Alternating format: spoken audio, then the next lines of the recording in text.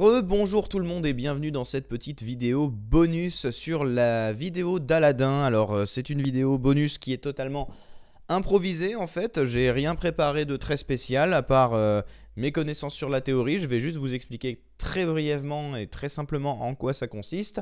Mais en gros, cette théorie explique que tout l'univers de Aladin se déroulerait en fait dans un monde post-apocalyptique. Il y a plusieurs raisons à cela. Premièrement, c'est que déjà, c'est notamment le personnage du génie qui semble connaître beaucoup de figures de notre temps qui nous sont contemporains à nous. Contemporaine même, plutôt, ouais. Donc par exemple, on voit qu'il se transforme en Jack Nicholson, peut se transformer en voiture, à un moment donné, il y a marqué Applause avec un néon au-dessus de lui, donc il connaît quand même la technologie. Il y a beaucoup de choses qu'il connaît qui sont liées à la technologie, et si vous regardez dans le film, vous pouvez vous rendre compte de beaucoup de choses comme ça qui apparaissent, et vous pouvez vous amuser à les compter. Vous verrez qu'il y en a quand même pas mal. Voilà, donc ça c'est bien beau, mais on pourrait se dire tout simplement que c'est parce que c'est le génie. Voilà, et le génie, il a des pouvoirs cosmiques phénoménaux, comme il le dit lui-même.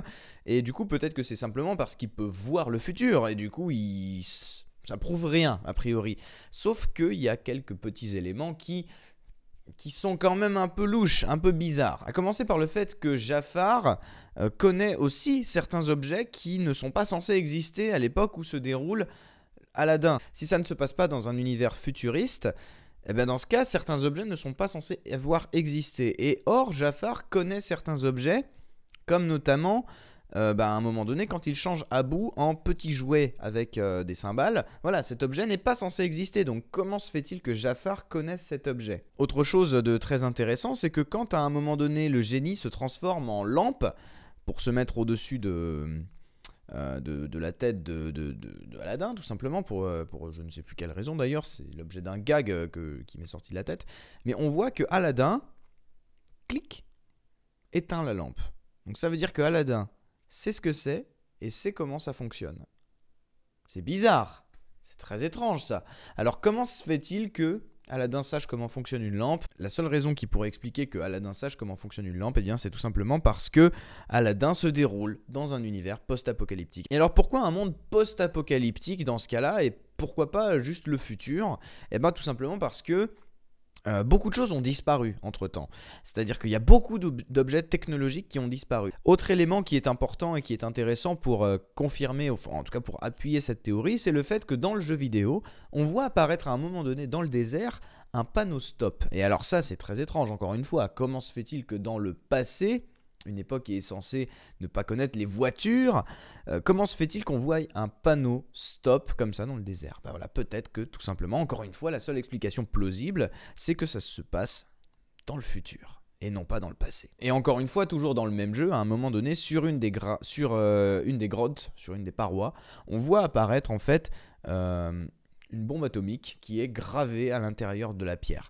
Donc voilà, encore une fois, c'est un objet qu'ils ne sont pas censés connaître, qui est contemporain à notre époque, et donc du coup, voilà, encore une fois, l'explication, c'est que ça se passe dans le futur. Et donc du coup, le fait que ça se passe dans le futur, ça explique aussi pourquoi on peut avoir des choses qui ont l'air magiques, mais qui sont en fait tout simplement des technologies très avancées, comme par exemple la caverne aux merveilles, qui serait en fait un objet technologique extrêmement puissant et performant.